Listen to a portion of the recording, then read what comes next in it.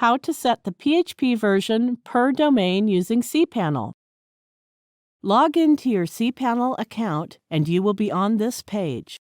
Scroll down to the Software section and click Multi-PHP Manager. Here you can see the list of different domains along with their PHP versions. Now click the checkbox to select that domain for which you want to set the PHP version.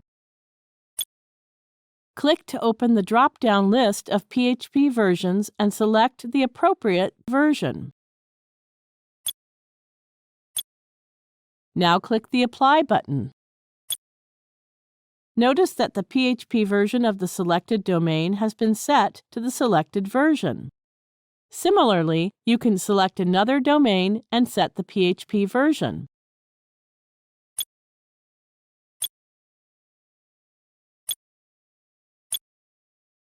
Notice that the selected PHP version has applied to the domain. Now both the domains are using different versions.